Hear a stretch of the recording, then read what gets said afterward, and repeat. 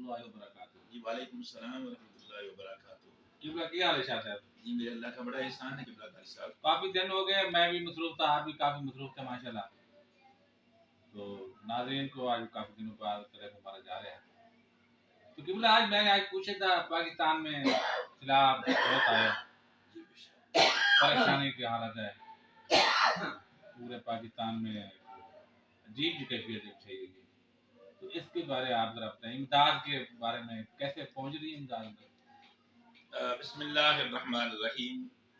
नाज़रीन, QMQ TV से मैं आपसे मुखातिब हूँ और मैं मशकूर ममनून हूँ उस्तादुल कुर्रा ज़ीनतुल कुर्रा किबला कारी मकबूल अहमद साहिब चिश्ती दामद बरकातुहुल कुद्सिया का कि वो QMQ टीवी से हमेशा अपने नाज़रीन के दिलों की बात करते हैं और उनके साथ दिलों की बात को दिलों से कुरान और हदीस की रोशनी में रहनुमाई का सामान करते हैं।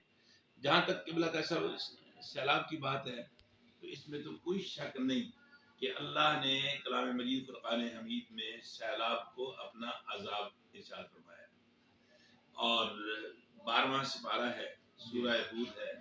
हज़रत नूह अला नबीना अलैहिस्सलाम कश्ती पर सवार होते वक्त दुआ मांग रहे हैं, वक़ाल रकबू फ़ीहा बिस्मिल्लाहि मजरहा व मुरसाहा इन्न रब्बी लगफूर रहीम।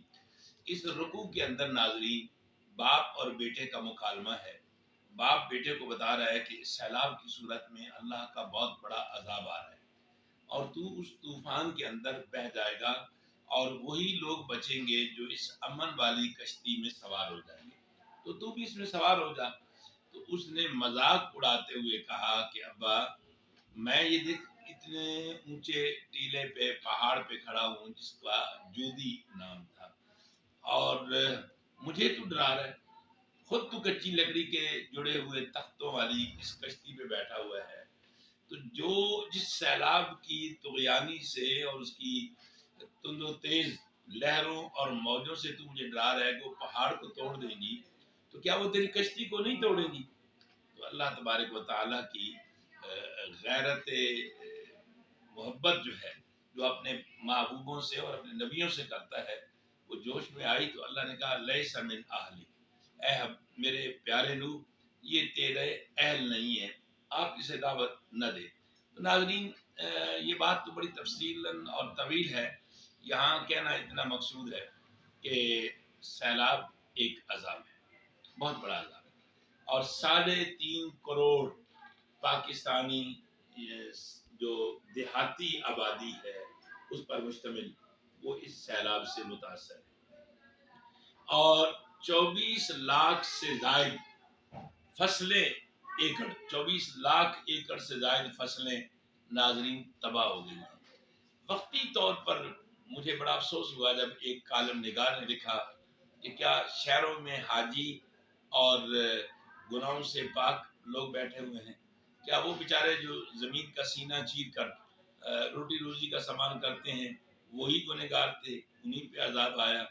नाज़रीन, बात ये नहीं है, उन पे जो अजाब आया है वो अजाब तो चंद दिनों का है, आपके लिए उस अजाब से जो अजाब निकल रहा है वो सालों का है, वो कई महीनों का है, इसलिए कि उन्हीं की बोई हुई फसलें, वही फसलें सब्जी की सूरत में शहरों में आती थी जो अब कम हो जाएंगी, वही गंदम शहरों में आती थी जो हमारे लिए आटा बनती थी वो नापैद हो जाएगी, वही कपास शहरों में आती थी जो हमारे नरम गर्म बिस्तरों का सामान और आला और खूबसूरत कपड़ों का जरिया बनती थी, वो लाखों एकड़ कपास तबाह हो गई है।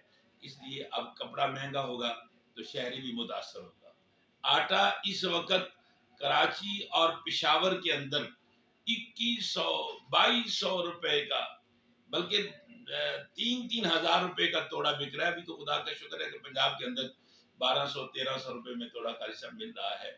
ये वो अजाब है जिसने अब शहरों का रुख कर लिया, अब शहरों का रुख कर लिया है और बेहतर यही है कि हम अल्लाह से इज्तिमाई तौबा करें और उससे अपने गुनाहों की जो सजा ये बनी है उससे माफ़ी मांगे अल्लाह से।